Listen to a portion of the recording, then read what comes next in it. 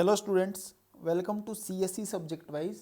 और इस C data structure की लेक्चर सीरीज़ में आज हम नया एक कंसेप्ट कवर करने वाले हैं। लास्ट लेक्चर में हमने ये पढ़ा था कि किसी वेरिएबल का स्कोप क्या होता है, ग्लोबल है या लोकल है।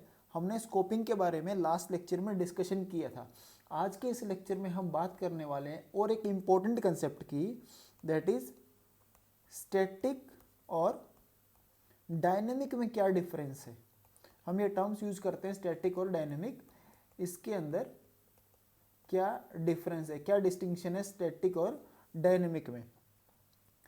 अब ये देखिए बच्चों कि जब भी हम किसी लैंग्वेज के लिए जब भी हम कोई कंपाइलर डिज़ाइन करते हैं, किसी लैंग्वेज के लिए कोई कंपाइलर डिज़ाइन करते हैं, तो जो डिज़ाइनिंग के टाइम पर जो मेन इशू रहता है वो ये है, मेन इशू क्या रहता है कि इस लैंग्वेज में जब हम कोई प्रोग्राम लिखेंगे तो उस प्रोग्राम के रिगार्डिंग हमारा कंपाइलर क्या क्या डिसीजंस ले सकता है। दैट इज उस प्रोग्राम के रिगार्डिंग हमारा कंपाइलर क्या क्या डिसीजन ले सकता है। ये बहुत ही इंपॉर्टेंट फेज रहता है हमारे पास कंपाइलर के डिजाइनिंग के टाइम पर।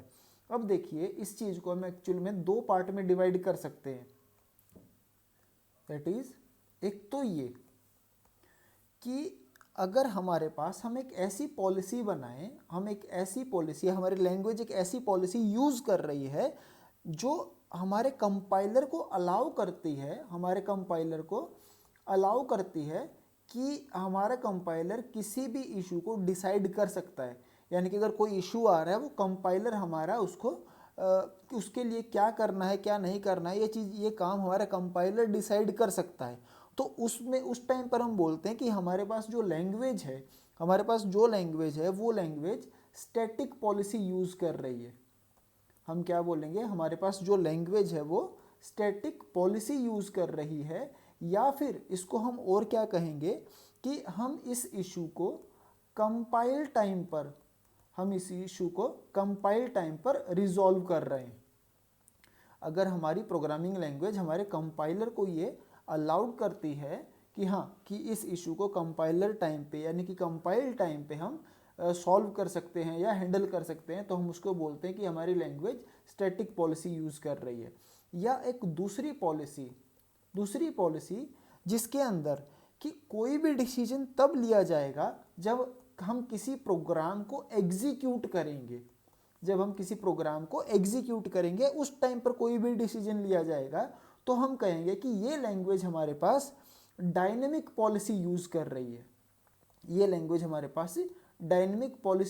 रही है। या फिर ये कि जो डिसीजन है वो रन टाइम पर लिया जा रहा है, कि हमारे पास जो भी डिसीजन लेना है वो डिसीजन रन टाइम पे लिया जा रहा है। अब ये देखिए बच्चों कि कुछ चीज़ें हैं हमारे पास जो कि हमें पता है, कंपाइल टाइम पर ही हमारे पास पता होती है हमें। बहुत छोटा सा हम एग्जाम्पल की बात करते हैं, बहुत छोटा सा एग्जाम्पल। अगर सपोज हमारे पास ये था इंट मेन, इस तरह से कोई एग्जाम्पल हम लेते हैं, int main that is int a is equal to 5, यहाँ पर जो भी स्टेटमेंट्स हैं। अब हमें कंपाइल टाइम पे ये पता है कि जो ए वेरिएबल है, इस वेरिएबल का जो स्कोप है, इस वेरिएबल का स्कोप सिर्फ इस ब्लॉक के अंदर, सिर्फ इस मेन फंक्शन के अंदर है। ये चीज़ हमें कंपाइल टाइम पे ही डिसाइडेड है। लेकिन कुछ चीज़ें ऐसी होती हैं जो कि कंपाइल टाइम पे डिसाइडेड नहीं होती। देखिए जो चीज़ हमारे पास यहाँ कंपाइल टाइम पे डिसाइडेड है उसको हम क्या बोलेंगे, वो चीज़ हमारे पास स्टैटिक है। यानी कि स्टैटिक मीन्स हम बोलेंगे स्टैटिक स्कोपिंग हम यूज़ कर रहे हैं।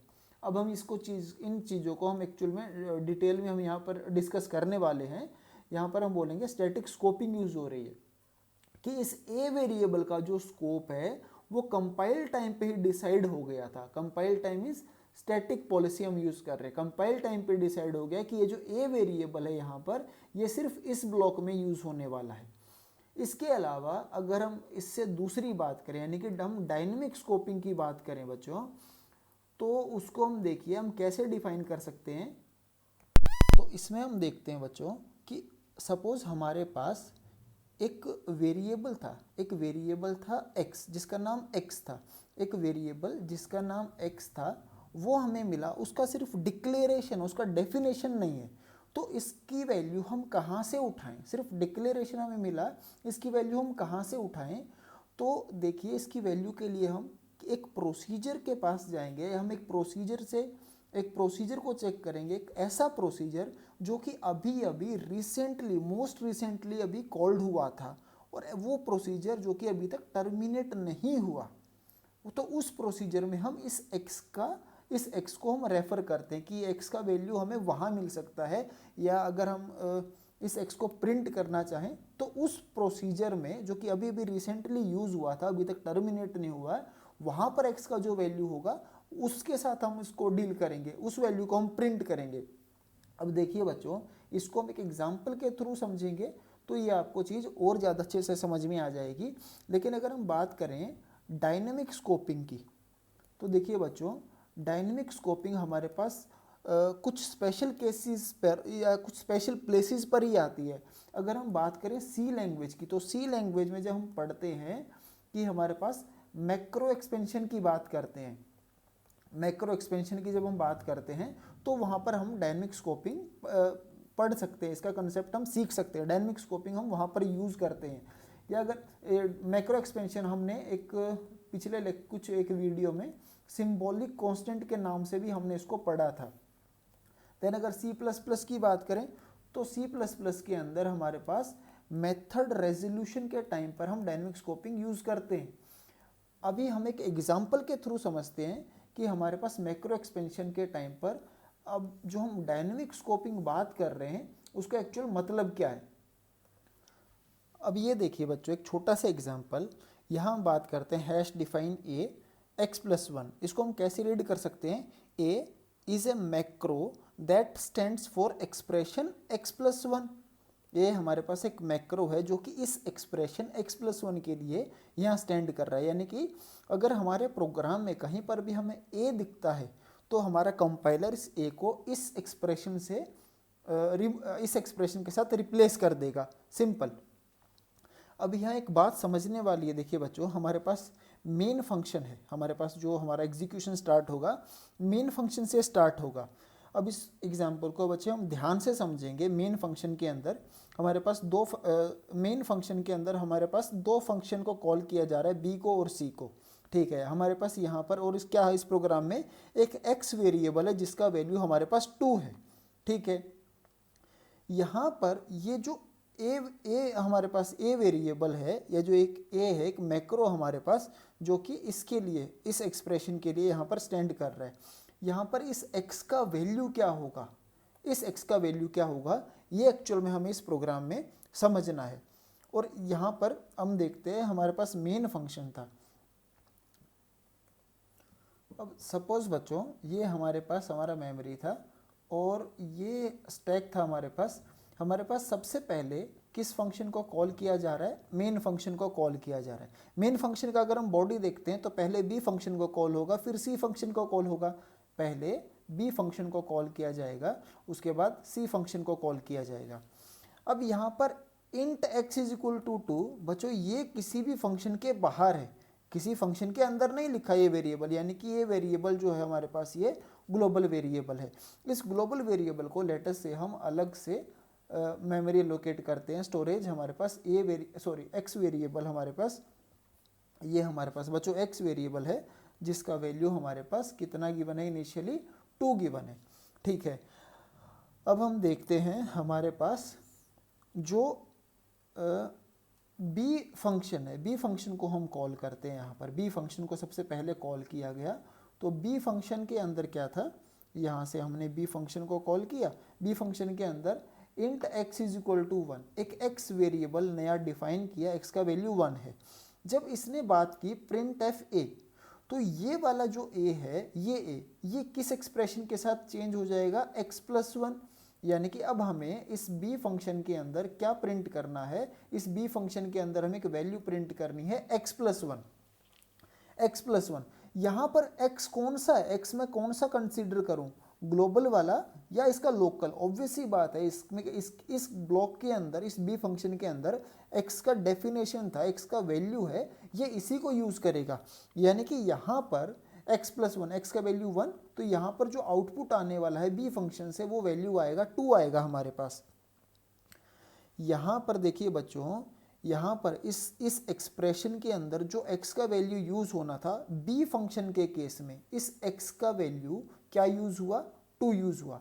हर जगह 2 यूज़ होगा ऐसा नहीं पॉसिबल, आई मीन ऐसा यहाँ पर फिक्स नहीं है, क्योंकि इसका जो स्कोप है, इस एक्सप्रेशन का, सॉरी इस वेरिएबल का जो स्कोप है वो स्टैटिक नहीं है। कंपाइल टाइम पर वो फिक्स नहीं हो गया था, ये चीज़ रन टाइम पर अभी चल रही है कि यहाँ पर इनिशियली x का वैल्यू जो हमने यूज़ किया वो वैल्यू 1 यूज़ हुआ अभी के लिए। अब देखिए जैसे ही यहाँ पर ये स्टेटमेंट ये प्रिंट करेगा, प्रिंट करते ही हमारा बी फंक्शन ख़त्म हो गया। जैसे ही बी फंक्शन ख़त्म हो गया, इस रिकॉर्ड को, इस एक्टिवेशन रिकॉर्ड को हम यहाँ से हटा देंगे और हमारा कंट्रोल वापस कहाँ चला जाएगा, मेन फंक्शन में, दैट इज़ उससे अगली स्टेटमेंट पे। अब इसके बाद देखिए बच्चों, अब सी फंक्शन को कॉल किया गया, अब कॉल हुआ सी फंक्शन को। बी फंक्शन हमारा टर्मिनेट हो गया था, अब इसके बाद बी के बाद सी फंक्शन को कॉल किया।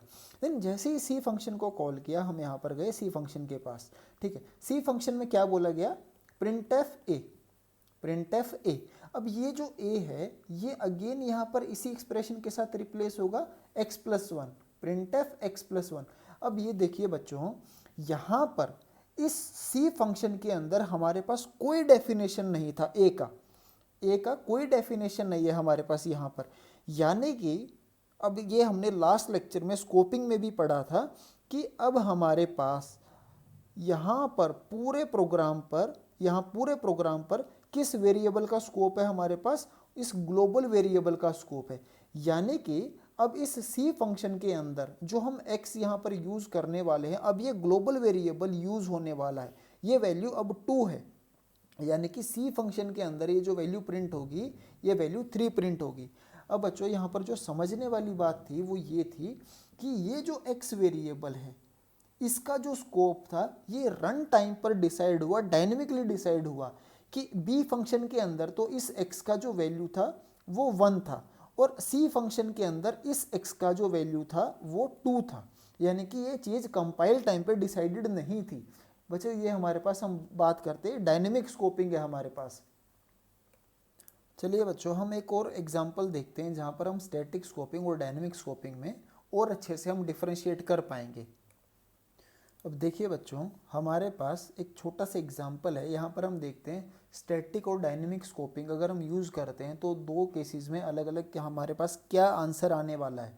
देखिए बच्चों, अगर बाय डिफ़ॉल्ट में बात करूँ तो बाय डिफ़ॉल्ट हमारे पास जो सी लैंग्वेज है वो हमारे पास, हम बात करते हैं, हम स्टैटिक स्कोपिंग यूज़ करती, यानी कि स्टैटिक स्कोपिंग के अकॉर्डिंग ही हमारे पास आंसर्स मिलते हैं। अगर आप किसी सी कंपाइलर पे अपना कोई प्रोग्राम आप रन करोगे तो आपको स्टैटिक स्कोपिंग के आंसर अकॉर्डिंग ही आपको आंसर मिलने वाला है। बच्चों लेट अस से हम ये जो प्रोग्राम यहाँ पर लिखा हुआ है कि एक ग्लोबल वेरिएबल है, एक मेन फंक्शन है, उसके बाद एक f1 एक फंक्शन है, f2 एक फंक्शन है हमारे पास। यहाँ हम बात करते हैं कि इस प्रोग्राम का एग्जीक्यूशन किस तरह से हो रहा है। अब ये देखिए बच्चों, हमारे पास एक तो a वेरिएबल है जो कि ग्लोबल वेरिएबल है, इसका वैल्यू कितना गिवन है, हमें 5 गिवन है। अगर हम यहाँ स्टैक की बात करते हैं, स्टैक की अगर हम बात करें, ये हमारे पास ग्लोबल वेरिएबल, अगर हम स्टैक की बात करते हैं यहाँ पर, तो सबसे पहले कौन सा फंक्शन कॉल हुआ, सबसे पहले बच्चों मेन फंक्शन कॉल हुआ हमारे पास, मेन फंक्शन कॉल हुआ। अब मेन फंक्शन के अंदर क्या था, मेन फंक्शन के अंदर एक a वेरिएबल था जिसका वैल्यू 10 था, ठीक है। अब इसके बाद मेन फंक्शन के अंदर से f1 फंक्शन को कॉल हुआ। अब f1 फंक्शन को जब कॉल हुआ तो हमारा कंट्रोल यहाँ से डायरेक्टली कहाँ चला गया, f1 फंक्शन पे। अब ये देखिए बच्चों, f1 फंक्शन पे हमारा कंट्रोल चला गया यहाँ से। अब f1 फंक्शन के अंदर भी हमारे पास एक a वेरिएबल था जिसका वैल्यू 20 है। बच्चों हमने लास्ट लेक्चर में भी पढ़ा है कि मेन के अंदर जो a है, f1 के अंदर जो a है, f2 के अंदर जो है, ये तीनों अलग अलग लोकल फंक्शंस हैं, एक दूसरे से किसी का कोई लिंक नहीं है और ये तीनों हमारे ग्लोबल a से भी अलग हैं।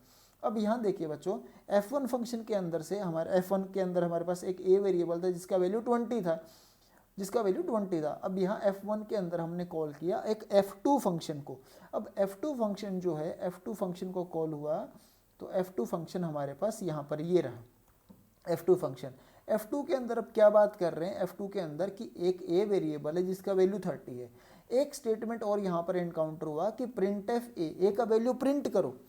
अब बच्चों यहाँ ध्यान से देखिए, जब यहाँ बोला a का वैल्यू प्रिंट करो तो ये a जो है इसका लोकल वेरिएबल इसको यूज़ करेगा।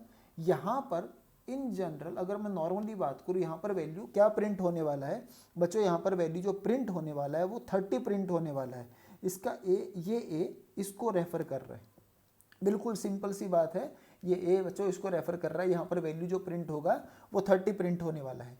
लेकिन बच्चों अगर हमारे पास ये स्टेटमेंट ना हो तो हमारे पास ये सारी कहानी स्टार्ट होती है कि हम स्टैटिक स्कोपिंग यूज़ कर रहे हैं या हम डायनेमिक स्कोपिंग यूज़ कर रहे हैं। अब ये देखिए बच्चों, डायरेक्टली अगर इस f2 फंक्शन के अंदर सिर्फ ये चीज़ लिखी हुई है printf a, अब कई जगह कई बुक्स में इसको हम डायरेक्टली इस तरह से मिल जाएगा कि हम जस्ट डायरेक्टली इस वेरिएबल को यहाँ पर यूज़ कर रहे हैं बिना डिफाइन किए हुए। तो कई जगह इसको एज अ फ्री वेरिएबल, ऐसा लिखा भी मिल जाएगा कि हम एक ऐसे वेरिएबल को जस्ट यूज़ कर रहे हैं, जिसको हमने डिफाइन नहीं किया। तो देखिए बच्चों, यहाँ अगर मैं बात करूँ, बहुत इंपॉर्टेंट, अगर मैं यहाँ बात करूँ हम स्टैटिक स्कोपिंग यूज़ कर रहे हैं, तो स्टैटिक स्कोपिंग का मतलब हमें पता है बच्चों, अगर डायरेक्टली एक वेरिएबल को हम यूज़ कर रहे हैं जिसको हमने डिफाइन नहीं किया, तो पूरे प्रोग्राम के ऊपर किसका स्कोप होता है, ग्लोबल वेरिएबल का स्कोप होता है। अगर हम यहाँ स्टैटिक स्कोपिंग यूज़ कर रहे हैं तो यहाँ पर ग्लोबल वेरिएबल की वैल्यू यहाँ पर प्रिंट होने वाली है। वो वैल्यू क्या है हमारे पास, 5 है बच्चों। या मैं इसको कहूँ कि ये जो है हमारे पास, ये जो 5 प्रिंट हो रहा है कि इस ग्लोबल वेरिएबल का जो स्कोप है, यानी कि ये पूरा मेरे पास एक ब्लॉक था, ये जो प्रोग्राम है मेरे पास पूरा एक ब्लॉक है, इस ब्लॉक के अंदर ये वेरिएबल आ रहा था। जिस तरह ये एक ब्लॉक है, ये एक ब्लॉक है, तो ये पूरा ही एक ब्लॉक है मेरे पास, पूरा प्रोग्राम, इस पूरे प्रोग्राम को मैं एक ब्लॉक की तरह देखता हूँ। तो सिंपल इस ब्लॉक के अंदर इस जगह पर हमारे पास किसकी स्कोपिंग है, हमारे पास किसका स्कोप है, ग्लोबल वेरिएबल का स्कोप है हमारे पास पूरे प्रोग्राम में। तो अगर मैं स्टैटिक स्कोपिंग यूज़ कर रहा हूँ और एक ऐसा वेरिएबल जो कि डिफाइन नहीं है, मैं जस्ट यूज़ कर रहा हूँ उसको, तो यहाँ पर क्या वैल्यू प्रिंट होने वाली है, जो ग्लोबल वेरिएबल की वैल्यू थी। और सपोज बच्चों अगर हमारे पास यहाँ पर एक स्टेटमेंट और हम लिखते, डायरेक्टली हम ऐसे लिख देते a इज इक्वल टू 40, अगर ऐसे लिख देते इसके अंदर a2 फंक्शन 2 के अंदर a इज इक्वल टू 40 ये लिख देते सपोज हम, तो देखिए बच्चों int a is equal to 20 या int a is equal to 40 में डिफरेंस है। यहाँ जब हम ऐसे लिखते हैं int a is equal to 20, यानी कि a एक इंटीजर टाइप का नया वेरिएबल हमारे पास क्रिएट हुआ है जिसका वैल्यू 20 है। लेकिन अगर हम ऐसे लिख रहे हैं, सिंपल अगर हम ऐसे लिख रहे हैं a इज इक्वल टू 20, अगर डायरेक्टली हम ऐसे लिख रहे हैं, सपोज इसको हम 20 ले लेते हैं, अगर हम सिर्फ ये लिख रहे हैं कि a इज इक्वल टू 20, तो यहाँ ये सिंपल असाइनमेंट है, यहाँ पर ये क्या है, सिंपल असाइनमेंट है। इस लाइन से हमारे पास कोई ऐसा एक a नहीं तैयार होने वाला।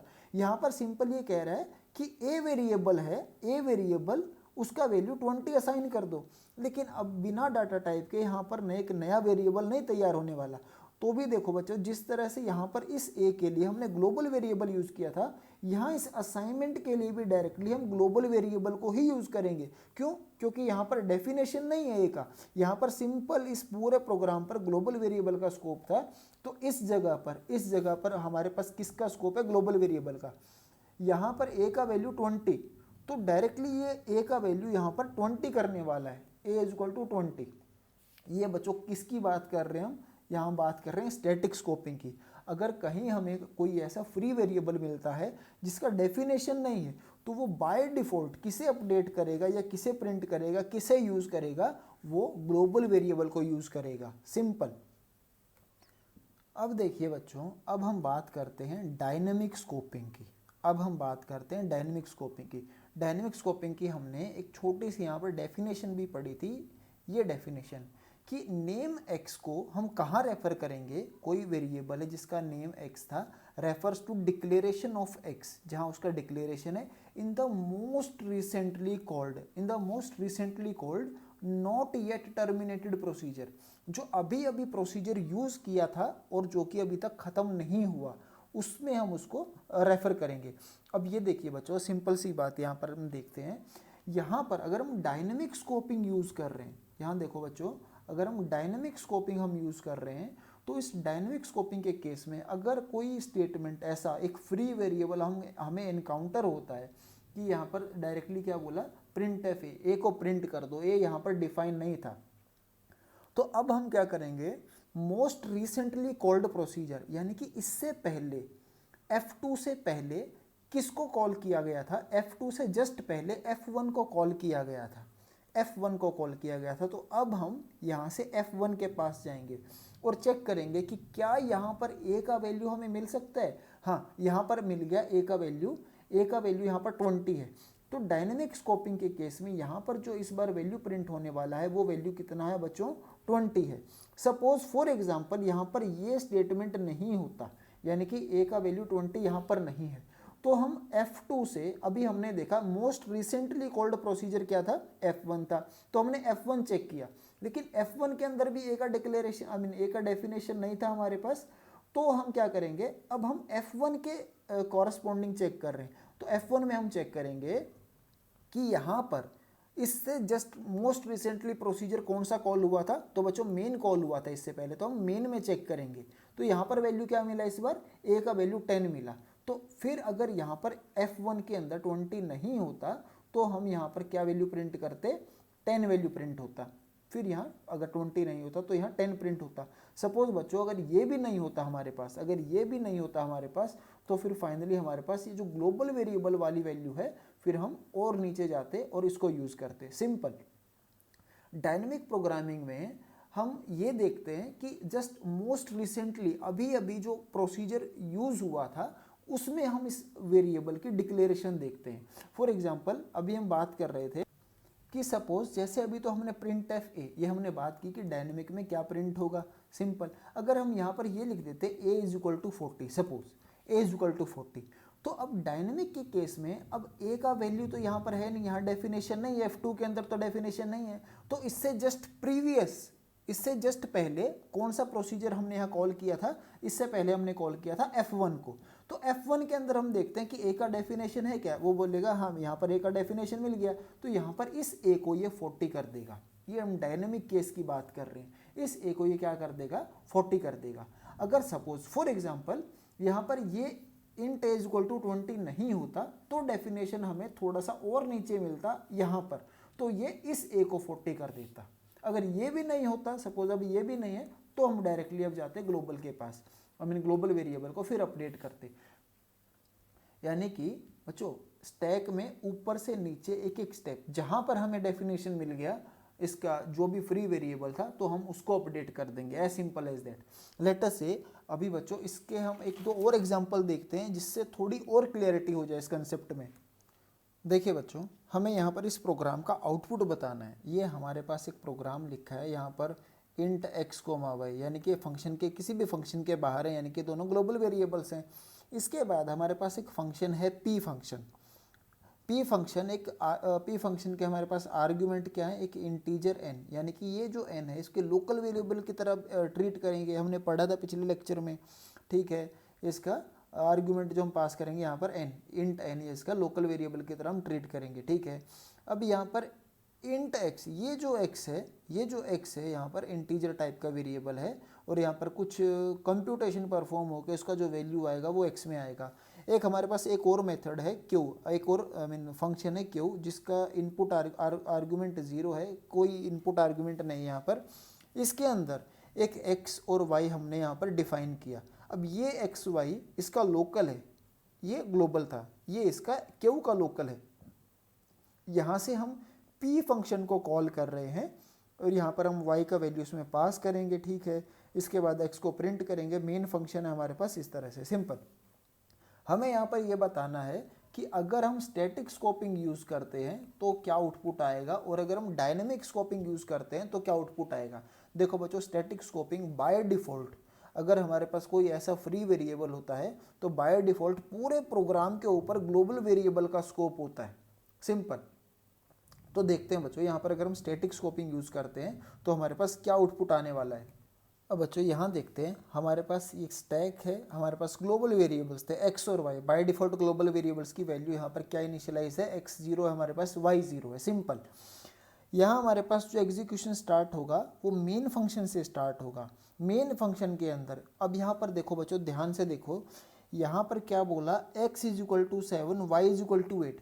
बच्चों यहाँ पर ये चीज़ नहीं बोली कि इंट x = 7 इंट y = 8, ये नहीं बोला। अगर ऐसा बोला होता इंट x = 7 तो एक x हमारे पास इंटीजर टाइप का एक नया वेरिएबल बनता जिसका वैल्यू 7 होता।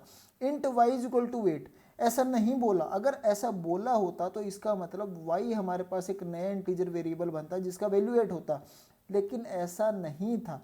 यहाँ पर सिंपल, यहाँ पर ये जो x = 7 y = 8 ये सिंपल असाइनमेंट है, ये सिंपल हमारे पास असाइनमेंट है। अब यहाँ पर देखिए बच्चों, यहाँ पर पूरे प्रोग्राम के ऊपर हमने बात की कि पूरे प्रोग्राम के ऊपर हमारे पास पूरे प्रोग्राम के ऊपर ग्लोबल वेरिएबल का स्कोप होता है। यानी कि यहाँ पर जब बोला इसने x का वैल्यू 7 कर दो, हमारे पास मेन फंक्शन के अंदर x नहीं है कोई, इसने सिंपल बोला x का वैल्यू 7 कर दो, तो पूरे प्रोग्राम पर ग्लोबल वेरिएबल का स्कोप था, यानी कि इस x पे ये अपडेट होगा। यानी कि यहाँ पर क्या हो गया, x का वैल्यू 7 हो गया। यहाँ पर बोला y का वैल्यू 8, मेन के अंदर कोई y नहीं है, तो पूरे प्रोग्राम के ऊपर जिसका स्कोप है हम उसको यूज़ कर रहे हैं। बच्चों अगर स्कोपिंग में किसी को प्रॉब्लम है तो आप पिछला लेक्चर देख सकते हैं, उसमें हमने सिर्फ स्कोपिंग ही कवर किया था और अच्छे से कवर किया, तो उसके बाद आपको स्कोपिंग में डाउट नहीं आएगा। अब y का वैल्यू क्या कर दिया, 8 कर दिया। x का वैल्यू 7, y का वैल्यू 8 हो गया, सिंपल। ये हमारे पास x का वैल्यू 7, y का वैल्यू 8 हो गया, ठीक है। अब इसके बाद क्या हुआ, इसके बाद देखते हैं, यहाँ पर हमारे पास x का वैल्यू, अब QO ऑफ x, सॉरी, यहाँ पर हमारे पास ये जो है Q कोई भी आर्ग्यूमेंट नहीं ले रहा, यानी कि यहाँ पर ये x नहीं होगा। Q हमारे पास, हम Q फंक्शन को जस्ट डायरेक्टली कॉल कर रहे हैं, यहाँ से हम डायरेक्टली क्या कर रहे हैं, Q फंक्शन को कॉल कर रहे हैं। यानी कि स्पेशल अगर हम यहाँ देखें, हमारे पास इनिशियली क्या था, इनिशियली हमारे पास मेन मेथड था। मेन के अंदर हमने दो काम किए कि x का वैल्यू 7 कर दो, ये हमने यहाँ कर दिया, और y का वैल्यू यहाँ पर 8 कर दो, ये भी हमने कर दिया। इसके बाद यहाँ पर Q फंक्शन को कॉल किया गया, तो Q फंक्शन कहाँ है हमारे पास, नेक्स्ट हमारे पास किसको कॉल हुआ, Q को कॉल हुआ, ये हमारे पास Q था। अब Q के अंदर हम देखते हैं कि Q फंक्शन हम स्टार्ट करते हैं, इसके अंदर एक अलग नया वेरिएबल, ये इसका लोकल वेरिएबल है, यहाँ क्रिएट हुआ, इंट x = 3, और उसके बाद y का वैल्यू कितना बच्चों, यहाँ पर 4 है। अब इसके अंदर p ऑफ y को कॉल हुआ, यानी कि p फंक्शन को कॉल कर रहे हैं। और देखो बच्चों, यहाँ पर जो आर्ग्यूमेंट में वैल्यू पास कर रहे हैं y है, y मीन्स ये 4 हम पास कर रहे हैं, यानी कि ये 4 हमारे पास कहाँ गया, इस n में चला गया, ये n। यानी कि अब हम यहाँ से किसको कॉल कर रहे हैं बच्चों, p ऑफ 4 को कॉल कर रहे हैं। यहाँ से हम p फंक्शन को कॉल कर रहे हैं, p ऑफ 4 को कॉल किया जा रहा है, तो p ऑफ 4। अब बच्चों देखो, यहाँ पर p ऑफ n था, इंट n था, यानी कि ये जो n है ये इसका लोकल वेरिएबल की तरह हम कर रहे हैं, ट्रीट हो रहा है। यानी कि इस n वेरिएबल के अंदर क्या वैल्यू पास हो गया, इसके अंदर वैल्यू आ गया 4 आ गया। अब यहाँ देखिए x = n का वैल्यू कितना है, n+2, n का वैल्यू 4, 4+2 हमारे पास क्या हो गया, 6 हो गया, डिवाइडेड बाय n का वैल्यू क्या आया था 4, 4 - 3 हमारे पास क्या वैल्यू आ गया 6, 4 - 3 हमारे पास 1 आ गया, तो नेट वैल्यू कितना आ गया, ये 6 वैल्यू आ गया, x का वैल्यू 6। अब ये चीज़ देखो बच्चों, इसने बोला, यहाँ पर क्या बोला जा रहा है, डायरेक्टली x का वैल्यू 6 कर दो। अब फंक्शन, ये जो हमारे पास फंक्शन p था, जो p फंक्शन है, इसके अंदर x का डेफिनेशन नहीं है कहीं पर भी, यहाँ पर जस्ट असाइनमेंट यूज हो रहा है। तो अगेन यहाँ पर पूरे प्रोग्राम पे ग्लोबल वेरिएबल का स्कोप है, तो ये किसको, यहाँ पर हम किसको रिप्लेस करने वाले हैं, ये x इज इक्वल टू 6 कहाँ पर असाइन होने वाला है। अगेन बच्चों ये हमारे पास ग्लोबल वेरिएबल पर ही यूज होने वाला है, तो x का वैल्यू क्या हो गया यहाँ पर 6 हो गया, ये x हमने 6 अपडेट कर दिया यहाँ पर। अब देखिए इसके बाद हमारे पास p फंक्शन के अंदर और कुछ तो एग्जीक्यूट करने को नहीं है, यानी कि p फंक्शन यहाँ से टर्मिनेट हो गया। जैसे ही p फंक्शन टर्मिनेट हुआ हमारा कंट्रोल q फंक्शन के अंदर इससे अगली स्टेटमेंट पे, यहाँ पर जो भी इससे नेक्स्ट स्टेटमेंट है उस पर चला गया हमारा कंट्रोल। तो इससे नेक्स्ट स्टेटमेंट क्या था बच्चों, यहाँ पर इससे नेक्स्ट स्टेटमेंट था ये p फंक्शन हमारा खत्म हो गया, p ऑफ 4 को कॉल किया था, ये खत्म हो गया, वापस नीचे आए। इसके बाद क्या कहता है हमें, प्रिंटफ x। अब बच्चों देखो प्रिंटफ x जब बोला तो इसके अंदर तो इसका लोकल था ये, आई मीन यहाँ पर तो इस क्यू के अंदर ये जो x है किसको यूज करेगा, ये इसको यूज करने वाला है। ये जो x है बच्चों ये किसको यूज करने वाला है, ये इसे यूज करने वाला है। इसका मतलब यहाँ पर जो हमारे पास जो वैल्यू प्रिंट होगी वो वैल्यू प्रिंट होगी हमारे पास 3 वैल्यू प्रिंट होगी। अब देखिए बच्चों यहाँ पर हमारे पास क्यू के अंदर भी और कुछ नहीं है, क्यू फंक्शन भी हमारा खत्म हो गया, क्यू फंक्शन भी खत्म हो गया। तो हमारा कंट्रोल वापस कहाँ चला गया, मेन फंक्शन के अंदर चला गया। यानी कि जब क्यू फंक्शन को कॉल किया था तो हम ऊपर चले गए थे क्यू फंक्शन को कॉल। अब जैसे ही ये सारा दोनों एक्टिवेशन रिकॉर्ड हमारे खत्म हो गए तो कंट्रोल वापस मेन फंक्शन में आया, यानी कि क्यू से अगली लाइन पर। अब प्रिंट एफ एक्स, अब बच्चों देखो यहाँ पर मेन फंक्शन के अंदर अगेन सेम चीज़, इसके अंदर तो डेफिनेशन है नहीं, यानी कि किसको यूज़ करने वाला है, ये ग्लोबल वेरिएबल को ही यूज़ करने वाला है। ग्लोबल वेरिएबल का वैल्यू कितना था, 6 था। यानी कि स्टैटिक स्कोपिंग के केस में हमारे पास 2 वैल्यू आया इस प्रोग्राम का, 3 और 6। बच्चों अगर आप इस प्रोग्राम को अपने सी कंपाइलर पे चलाओगे तो यही 2 वैल्यूज़ आपको मिलने वाली हैं। लेट अस से अब हम समझते हैं कि डायनेमिक स्कोपिंग अगर यूज़ करते तो हमारे पास क्या क्या आउटपुट आने वाला था। अब ये देखिए बच्चों, अगर हम यहाँ पर डायनेमिक स्कोपिंग यूज़ करते तो हमारे पास क्या क्या आउटपुट आने वाला था, हम ये देखते हैं। यहाँ पर डायनेमिक स्कोपिंग यूज़ करते तो इनिशियली तो मेन हमें पता है कि मेन फंक्शन से हमारा प्रोग्राम स्टार्ट होगा। तो मेन फंक्शन के अंदर अगेन सेम चीज़, x का वैल्यू 7, यानी कि किसको अपडेट करने वाला है, ये ग्लोबल वेरिएबल को अपडेट करने वाला है। x का वैल्यू 7 हो गया और y का वैल्यू क्या हो गया बच्चों, 8 हो गया, सिंपल। ठीक है, इसके बाद क्यू फंक्शन को कॉल किया, क्यू फंक्शन ये रहा, यानी कि मेन के अंदर x का वैल्यू हमने 7 कर दिया, y का वैल्यू हमने 8 कर दिया, सिंपल। अब इसके बाद यहाँ से क्यू फंक्शन को हमने कॉल किया तो क्यू फंक्शन हमारा ये रहा। तो देखो बच्चों क्यू फंक्शन हमने यहाँ पर कॉल किया, ये हमारा क्यू फंक्शन था। क्यू फंक्शन के अंदर हमारे पास 2 लोकल वेरिएबल क्रिएट हुए, x का वैल्यू 3 है, y का वैल्यू क्या है बच्चों, 4 है। अब यहाँ से हमने p ऑफ 4, ये वैल्यू कितना बच्चों, 4, तो ये एज इट इज़ हमारा यहाँ पर कॉपी हो गया। p ऑफ 4 को कॉल किया तो p ऑफ 4 ये हमने यहाँ से कॉल किया। ठीक है बच्चों, तो यहाँ पर p ऑफ 4 को कॉल किया गया। अब यहाँ देखिए, यहाँ पर ये जो इसका लोकल वेरिएबल था, ये जो इसके आर्ग्यूमेंट में था हमारे पास n वेरिएबल, यहाँ क्या वैल्यू आया बच्चों, यहाँ वैल्यू आया 4। देन यहाँ पर x is equal to 4 plus 2 that is 6 divided by 4 minus 3 that is 1 equal to 6 हो गया। अब यहाँ समझने वाली बात है बेटा, यहाँ देखो यहाँ क्या कह रहा है कि x का वैल्यू 6 कर दो। बच्चों ध्यान से देखना, हम डायनेमिक स्कोपिंग यूज़ कर रहे हैं, इस बार डायनेमिक स्कोपिंग यूज़ कर रहे हैं। क्या कह रहे हैं, x का वैल्यू 6 कर दो। अब देखिए इस p फंक्शन के अंदर बच्चों, इस p फंक्शन के अंदर हमारे पास x का डेफिनेशन नहीं था।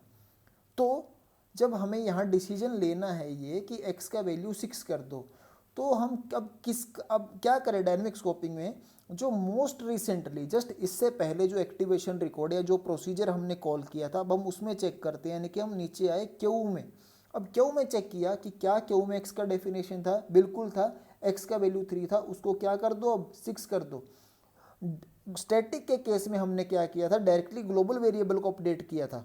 लेकिन डायनेमिक के केस में अब हम यहाँ पर 6 को किससे रिप्लेस कर रहे हैं, 6 कहाँ पर अपडेट होगा, इससे जस्ट प्रीवियस जो हमने प्रोसीजर कॉल किया था उसमें ये चीज़ अपडेट होगी। यहाँ पर वैल्यू कितनी होगी बच्चों, यहाँ पर वैल्यू हो गई 6 हो गई।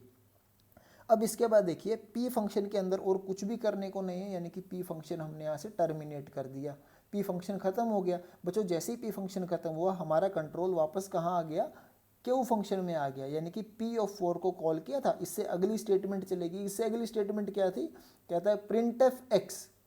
अब x क्या प्रिंट होगा यहाँ पर, अब ये इसका लोकल वेरिएबल था बच्चे, उसी को यूज़ करने वाला है। तो इस बार हमारे पास यहाँ पर x का वैल्यू क्या प्रिंट हुआ, 6 प्रिंट हुआ, यानी कि डायनेमिक स्कोपिंग में जो पहला हमारे पास आउटपुट आने वाला है वो क्या आया, 6 आया। अब इसके बाद हम देखते हैं, अब हमारे पास क्यू फंक्शन के अंदर भी और कुछ नहीं करने को, क्यू फंक्शन हमारा पूरा खत्म हो गया, यानी कि ये एक्टिवेशन रिकॉर्ड भी हम स्टैक से हटा देंगे, ये भी यहाँ से चला गया। ये यहाँ से चला गया तो कंट्रोल वापस कहाँ चला गया, मेन फंक्शन के अंदर चला गया। मेन फंक्शन के अंदर जो नेक्स्ट स्टेटमेंट था क्या था, प्रिंट एफ एक्स था, एक्स। अब बच्चों ये जो एक्स है, ये जो एक्स है, अब ये एक्स किसको यूज़ कर रहा है, ये एक्स बाय डिफ़ॉल्ट अब हमारे पास नीचे और कुछ नहीं है, डायनेमिक स्कोपिंग हम यूज़ कर रहे हैं, बाय डिफ़ॉल्ट ये नीचे ग्लोबल वेरिएबल को ही यूज़ कर रहा है। तो ये वैल्यू कितना है बच्चों, 7 है, ये वैल्यू 7, यानी कि 6,7 हमारा डायनेमिक के केस में यहाँ पर प्रिंट होने वाला है। अब ये देखिए बच्चों, हमारे पास कई बार प्रोग्राम में भी कई बार ये जो हमने सिंटेक्स यूज़ किया नॉर्मल हम सी लैंग्वेज में यूज़ करते हैं, ये हम जो सिंटेक्स यूज़ करते हैं ये हम पास्कल लैंग्वेज में यूज़ करते हैं। तो यहाँ पर कई बार एग्ज़ाम में कुछ चीज़ें कुछ इस सिंटेक्स में मिल जाती है। अगर मैं गेट एग्ज़ाम की बात करूँ या और भी जो भी कॉम्पिटिटिव एग्ज़ाम है, कई बार इस सिंटेक्स में जो पास्कल वाला सिंटेक्स है इसमें चीज़ें आ जाती हैं। तो जो प्रोसीजर है, जो स्ट्रेटजी बिल्कुल सेम है, जस्ट यहाँ पर आप इसको हर एक लाइन को, हर एक स्टेटमेंट को आप चेक कर सकते हो, बिल्कुल सब कुछ सेम है, बस लिखने का तरीका अलग है। अदरवाइज़ यहाँ पर भी इस प्रोग्राम में भी हमको सब चीज़ें समझ में आ रही हैं। वैसे हम नॉर्मली जो हमें प्रैक्टिस है, जो जनरल हमारे पास हम बात करते हैं, तो सी लैंग्वेज में थोड़ा ज़्यादा इजी होता है चीज़ों को हमें पढ़ने में, समझने में, लेकिन यहाँ पर भी कुछ ऐसे ज़्यादा प्रॉब्लम नहीं है, ऑलमोस्ट सेम ही चीज़ है हमारे पास। तो ये सिंटेक्स भी एक बार हमें पता होना चाहिए, क्योंकि कई बार एग्जाम में यूज़ हो जाता है। अब देखिए बच्चों, हमारे पास एक और क्वेश्चन, एक छोटा सा और एग्जाम्पल है जिसके थ्रू हम स्टैटिक स्कोपिंग और डायनेमिक स्कोपिंग का हम डिफरेंस समझते हैं। हमारे पास दो वेरिएबल्स हैं, ये दोनों वेरिएबल्स बच्चों कौन से वेरिएबल्स है, दोनों वेरिएबल्स हमारे पास ग्लोबल वेरिएबल्स हैं। मेन फंक्शन है, मेन फंक्शन के अंदर हमारे पास ये कोड है, F1 एक फंक्शन उसका ये कोड है और F2 एक फंक्शन उसका ये कोड है। लेट अस से बच्चे हम स्टार्ट करते हैं स्टैटिक स्कोपिंग से, कि अगर हमारे पास स्टैटिक स्कोपिंग है तो हमारे पास यहाँ इस फंक्शन का क्या क्या आउटपुट आने वाला है। तो अभी यहाँ देखते हैं बच्चों, हम इनिशियली सबसे पहले हमारे पास जो दो ग्लोबल वेरिएबल्स थे, A2, B का वैल्यू 4 था। अब हम सबसे पहले स्टार्ट करते हैं, हमारे पास मेन फंक्शन था बच्चों, हमारे पास सबसे पहले किसको कॉल हुआ, मेन फंक्शन को कॉल हुआ। तो मेन फंक्शन के अंदर अब देखिए बच्चों, सबसे पहले हमने क्या स्टेटमेंट एग्जीक्यूट किया, मेन फंक्शन के अंदर बोला A का वैल्यू 8, B का वैल्यू 10। अब अगेन यहाँ पर कोई नए दो वेरिएबल नहीं क्रिएट होने वाले, ये सिंपल असाइनमेंट स्टेटमेंट है।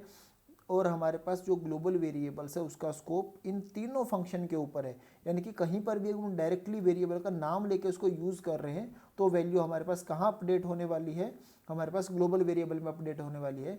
यानी कि ए का वैल्यू क्या हो गया, अब हमारे पास 8 हो गया बच्चों, और बी का वैल्यू क्या हो गया, 10 हो गया, सिंपल। अब F1 इसके मेन फंक्शन के अंदर से F1 फंक्शन को कॉल हुआ। तो देखिए हमारे पास जो फर्स्ट स्टेटमेंट था, यानी कि ए का वैल्यू 8, बी का वैल्यू 10, ये हमने एग्जीक्यूट कर दिया। इसके बाद हमें किसे कॉल करना है, इसके बाद हमें कॉल करते हैं F1 फंक्शन को, यानी कि F1 फंक्शन को अब यहाँ से कॉल हुआ। F1 फंक्शन के अंदर देखते हैं बच्चों हम क्या कर रहे हैं। F1 फंक्शन के अंदर A का वैल्यू 5, B का वैल्यू 15। अब ये देखिए बच्चों, यहाँ पर F1 का वैल्यू, F1 फंक्शन को कॉल किया। F1 के अंदर जो सबसे पहला स्टेटमेंट चल रहा है, A का वैल्यू 5, B का वैल्यू 15। अब F1 के अंदर भी यहाँ पर कोई डेफिनेशन नहीं है हमारे पास, F1 के अंदर भी A और B का डेफिनेशन नहीं है, ये डायरेक्ट असाइनमेंट है कि A का वैल्यू 5 और B का वैल्यू 15, यानी कि ये भी हमारे पास ग्लोबल वेरिएबल का स्कोप, यानी कि यहाँ पर कहाँ अपडेट होने वाली ये चीज़, हमारे पास यहाँ A का वैल्यू कितना बच्चों 5 है, B का वैल्यू कितना कर दिया हमने 15 कर दिया, सिंपल। अब यहाँ जो फर्स्ट स्टेटमेंट था, यानी कि A का वैल्यू 5 वो हो गया, B का वैल्यू 15 ये भी हो गया। अब नेक्स्ट स्टेटमेंट क्या है, क्या कह रहा है ये, print f A comma B। अब देखो बच्चों A कोमा B यहाँ पर प्रिंट करना है, लेकिन इसके अंदर F1 के अंदर तो A कोमा B का डेफिनेशन नहीं है, तो डायरेक्टली यहाँ पर ये जो दोनों वेरिएबल है ये भी इसी तरह फ्री वेरिएबल की तरह हम यूज़ कर रहे हैं। ये दोनों वेरिएबल अब यहाँ पर क्या प्रिंट करने वाले हैं, ग्लोबल वेरिएबल का वैल्यू, यानी कि हमारे पास पहले 5 प्रिंट होगा, फिर 15 प्रिंट होगा, A और B दोनों प्रिंट हो गए हमारे पास। अब A का वैल्यू 40, B का वैल्यू 50, अगेन ये इसी को अपडेट करने वाले ग्लोबल वेरिएबल को। ए का वैल्यू 40, बी का वैल्यू 50, 50, ये हमारे पास 40 और 50 हो गया। अब हमारे पास ये ए का वैल्यू 40 और बी का वैल्यू 50, ये कंप्लीट हो गया, यानी कि F1 फंक्शन कंप्लीट हो गया। F1 फंक्शन हमारे पास कंप्लीट हो गया। हमारा कंट्रोल यहाँ मेन फंक्शन से हम कहाँ गए थे, F1 के पास गए थे। जैसे ही F1 हमारे पास कंप्लीट हो गया, हमारा कंट्रोल वापस इससे अगली स्टेटमेंट पे चला जाएगा, यानी कि वापस हम यहाँ से नेक्स्ट लाइन पर आ गए। अब बच्चों नेक्स्ट लाइन पर जैसे ही हम आए तो नेक्स्ट में क्या बोलता है, ए का वैल्यू 20, बी का वैल्यू 30, यानी कि यहाँ पर हमारे पास ए का वैल्यू 20, बी का वैल्यू 30। अब बच्चों ये अगेन हमारे पास कहाँ अपडेशन हो रहा है, ग्लोबल वेरिएबल पे हो रहा है। ए का वैल्यू 20 हो गया, बी का वैल्यू कितना हो गया बच्चों हमारे पास 30 हो गया, 30। ठीक है, इसके बाद हमने किसको कॉल किया, इसके बाद हम यहाँ पर कॉल कर रहे हैं F2 फंक्शन को। अब F2 फंक्शन को हम यहाँ कॉल कर रहे हैं, ये हमारे पास F2 फंक्शन है। F2 फंक्शन हमारे पास कहाँ है, F2 फंक्शन हमारे पास ये रहा। अब जैसे ही बच्चों हम F2 फंक्शन में एंटर करते हैं, जैसे हम F2 फंक्शन में यहाँ पर हमने एंटर किया, तो ये हमारे पास बच्चों F2 फंक्शन था। यहाँ देखिए int a is equal to 1, b is equal to 2, यानी कि यहाँ पर एक ए वेरिएबल है जिसका वैल्यू 1 है, बी वेरिएबल है जिसका वैल्यू हमारे पास बच्चों 2 है। अब यहाँ से F2 के अंदर से F1 को कॉल किया, यानी कि अब यहाँ से F1 को कॉल किया, यानी कि F1 यहाँ पर है बच्चों, F1 को कॉल किया गया, F1 फंक्शन को यहाँ कॉल किया। F1 के अंदर क्या बोला बच्चों, हम स्टैटिक स्कोपिंग यूज़ कर रहे हैं। F1 के अंदर बोला ए का वैल्यू 5 कर दो, बी का वैल्यू 15 कर दो। अब ए का वैल्यू 5, बी का वैल्यू 15। अब F1 के अंदर तो डेफिनेशन नहीं है। अगेन बच्चों यहाँ पर ग्लोबल वेरिएबल का हम स्कोप यूज़ कर रहे हैं, हम स्टैटिक स्कोपिंग यूज़ कर रहे हैं, यानी कि ये किसको अपडेट करेगा इस बार, अगेन ए का वैल्यू 5 और ग्लोबल यानी कि बी, इस बी वेरिएबल का वैल्यू कितना हो गया बच्चों, 15 हो गया। अब बोला print f a comma b, बच्चों इस बार ए कोमा बी को प्रिंट किया, तो ए कोमा बी अगेन फिर से यहाँ पर F1 के अंदर ग्लोबल वेरिएबल हम यूज़ कर रहे हैं, तो ए कोमा बी हमने प्रिंट किया। फिर ए का वैल्यू 40, बी का वैल्यू 50, तो यानी कि अब यहाँ पर फिर से ये किसको अपडेट कर रहा है, ग्लोबल वेरिएबल को। ए का वैल्यू 40, बी का वैल्यू 50, सिंपल। तो यहाँ पर बच्चों ए का वैल्यू 40 हो गया, बी का वैल्यू 50, और F1 फंक्शन देखो, F1 फंक्शन खत्म हो गया। जैसे ही F1 फंक्शन खत्म हुआ, F1 फंक्शन खत्म, तो यहाँ से कंट्रोल कहाँ जाएगा, अब F2 के अंदर उससे अगली स्टेटमेंट पे। यहाँ से F1 खत्म तो कंट्रोल नेक्स्ट स्टेटमेंट पे आ गया यहाँ पर हमारे पास। तो F2 के अंदर नेक्स्ट स्टेटमेंट क्या था, ए का वैल्यू 4 कर दो, बी का वैल्यू क्या कर दो, 8 कर दो। तो यहाँ पर तो F2 के अंदर तो लोकल ए और बी इसके वेरिएबल थे, तो ये इसको अपडेट करेगा। ए का वैल्यू 4 कर दिया और बी का वैल्यू कितना कर दिया बच्चों, 8 कर दिया, बी का वैल्यू 8 हो गया। ठीक है, ये स्टेटमेंट भी हो गया। अब बोला print f a comma b, तो अगेन बच्चों ये ए इसको यूज़ करेगा, ये बी इसको यूज़ करेगा, यानी कि हमारे पास क्या प्रिंट होने वाला है, 4,8 प्रिंट होने वाला है। अब इसके बाद देखो बच्चों हमारे पास F2 फंक्शन भी ख़त्म हो गया, F2 फंक्शन भी ख़त्म हो गया। कंट्रोल कहाँ चला गया, वापस से मेन स्टेटमेंट में चला गया, मेन फंक्शन में चला गया। यानी कि यहाँ से हम गए थे F2 के पास, जैसे F2 ख़त्म हुआ तो हम वापस मेन में आ गए। क्या कहा इसने, print f a comma b. बच्चों ए कोमा बी हमें प्रिंट करना है, तो ए कोमा बी अब क्या प्रिंट होगा, ए का वैल्यू ये, बी का वैल्यू 50, यानी कि इसके बाद हमारा क्या प्रिंट हुआ, 40,50। यानी कि अब इसके बाद मेन फंक्शन भी ख़त्म हो गया हमारा और स्टैक हमारा खाली हो गया। यानी कि स्टैटिक स्कोपिंग में हमारे पास क्या आंसर आया बच्चों, ये हमारे पास आउटपुट आएगा स्टैटिक स्कोपिंग के केस में। यहाँ पर जब भी हमारे पास एक वेरिएबल का डेफिनेशन नहीं मिलता स्टैटिक स्कोपिंग में, बाय डिफ़ॉल्ट हम ग्लोबल वेरिएबल्स यूज़ कर रहे थे, लेकिन डायनेमिक में ऐसा नहीं होता। तो चलिए बच्चों अब हम चेक करते हैं कि अगर हमारे पास डायनेमिक स्कोपिंग होता तो हमारे पास क्या आउटपुट आने वाला था। इसमें काफ़ी स्टेप्स हमारे स्टार्टिंग के बिल्कुल सेम है बच्चों। जैसे मेन फंक्शन के अंदर हमने ए का वैल्यू 8, बी का वैल्यू 10, तो ये किसको अपडेट करने वाला है, ग्लोबल वेरिएबल को। ए का वैल्यू 8 हो गया, बी का वैल्यू बच्चों 10 हो गया। ठीक है, यानी कि ए का वैल्यू 8, बी का वैल्यू 10, ये हमारा अपडेट हो गया। ठीक है, अब F1 फंक्शन को हमने कॉल किया।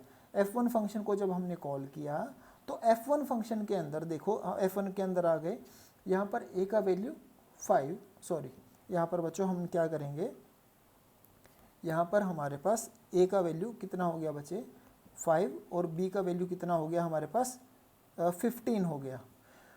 तो अब यहाँ हम देखते हैं ए हमें अपडेट करना है, बी हमें अपडेट करना है।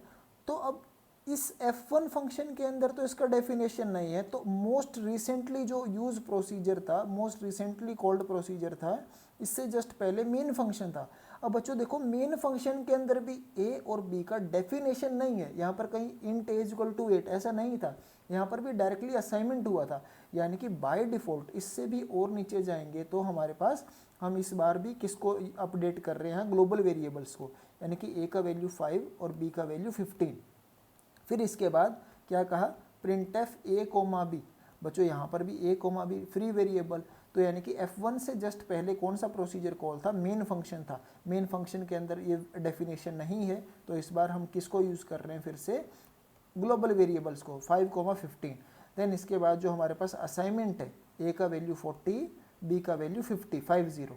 तो अगेन यहाँ से आए और हम किसको अपडेट किया हमने बच्चों, 40 एंड 50, ए और बी। अब हमारे पास F1 फंक्शन टर्मिनेट हो गया बच्चों, यानी कि हमारा कंट्रोल अब अगली स्टेटमेंट पे आ गया। अगली स्टेटमेंट क्या आती है हमारे पास, ए का वैल्यू 20 और बी का वैल्यू 30। बच्चों मेन फंक्शन के अंदर है ये, मेन फंक्शन के अंदर ए का वैल्यू 20, बी का वैल्यू 30, यानी कि मेन फंक्शन के अंदर ये क्या हो जाएगा, ग्लोबल को अपडेट करेगा। और बी का वैल्यू कितना हो गया बच्चों, 30 हो गया, 20 एंड 30।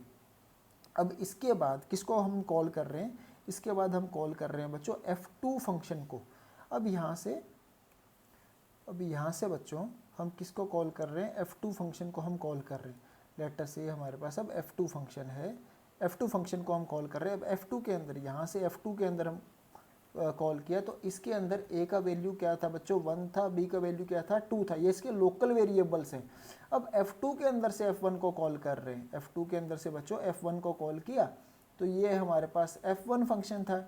F1 फंक्शन यहाँ से हमने कॉल किया F1 फंक्शन।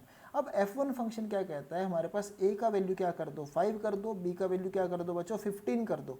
अब यहाँ देखो बच्चों डायनेमिक स्कोपिंग यूज़ कर रहे हैं, a और b का डेफिनेशन नहीं है, तो मोस्ट रिसेंट, इससे जस्ट पहले जो मोस्ट रिसेंटली प्रोसीजर था क्या था, F2 था। F2 में डेफिनेशन चेक करेंगे कि क्या F2 में a और b का डेफिनेशन है, बिल्कुल है बच्चों, a में a का और b का दोनों का डेफिनेशन है। यानी कि अब ये एक अपडेशन कहाँ होने वाला है, a का वैल्यू 5, b का वैल्यू 15, ये अपडेशन हुआ हमारे पास। ओके, इसके बाद नेक्स्ट स्टेटमेंट क्या था, print f a comma b. बच्चों अब ए कोमा बी, अगेन यही, यहाँ पर तो डेफिनेशन नहीं था, यानी कि इससे जस्ट प्रीवियस प्रोसीजर के अंदर, प्रीवियस कॉल्ड प्रोसीजर के अंदर हमारे पास ए और बी का जो वैल्यू था वो हमने प्रिंट किया, जो इससे पिछले प्रोसीजर में जो वैल्यू था वो यूज़ किया बच्चों। ठीक है, ये वैल्यू हमने ए कोमा बी यूज़ किया। फिर ए का वैल्यू 40, बी का वैल्यू 50। ए का वैल्यू क्या कर दो, 40 कर दो, बी का वैल्यू क्या कर दो, 50 कर दो। अगेन यही अपडेट हो रहा है ये बच्चों, ए का वैल्यू 40, बी का वैल्यू 50। ठीक है, अब हमारे पास F1 फंक्शन टर्मिनेट हो गया, कंट्रोल वापस कहाँ आ गया, F2 फंक्शन में आ गया। F2 फंक्शन के अंदर क्या है बच्चों, ए का वैल्यू 4 है, बी का वैल्यू 8 है, ये यहाँ पर अपडेट करना है हमें।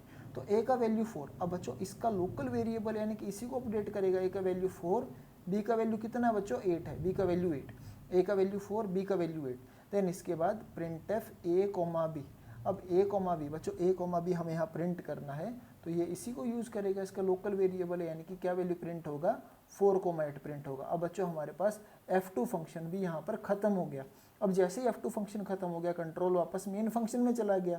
अब जैसे ही मेन फंक्शन में कंट्रोल चला गया, तो हमारे पास ये स्टेटमेंट बच्चों, F1 ख़त्म हो गया था, F2 ख़त्म हो गया था, कंट्रोल वापस मेन फंक्शन में, ए कोमा बी। अब ए कोमा बी का वैल्यू क्या था बच्चों हमारे पास, ए का वैल्यू, आई मीन यहाँ पर F2 इसके अंदर print f a comma b main function के अंदर ये ग्लोबली यूज़ करेगा। ए कोमा बी का वैल्यू क्या था, 20 था, 30 था, तो यहाँ पर लास्ट में हमारे पास जो आउटपुट आएगा 20,30। तो बच्चों ये हमारे पास डायनेमिक के केस में आंसर आने वाला है। ये आज का लेक्चर जो हमने पढ़ा मेनली स्टैटिक स्कोपिंग और डायनेमिक स्कोपिंग के ऊपर था बच्चों। और नेक्स्ट लेक्चर में हम और कुछ इंपॉर्टेंट कंसेप्ट यहाँ कवर करने वाले हैं सी लैंग्वेज की। तो बच्चों अगर वीडियो पसंद आया और कोई कंसेप्ट में अगर कमी है, अगर मतलब कोई कंसेप्ट अगर आपको समझ में नहीं आया, तो मेल कीजिए, या अपना जो भी डाउट है आप कमेंट में हमें लिख के बताइए, ताकि हम उसको रेक्टिफाई कर सकें, उसको और अच्छे से आपको समझा सकें। तो बच्चों अगर वीडियो आपको पसंद आया तो लाइक शेयर और सब्सक्राइब कीजिए और मिलते हैं बच्चों अगले वीडियो में। तब तक अपनी स्टडीज़ कंटिन्यू रखिए कंसिस्टेंसी के साथ। ओके बच्चों, थैंक यू सो मच।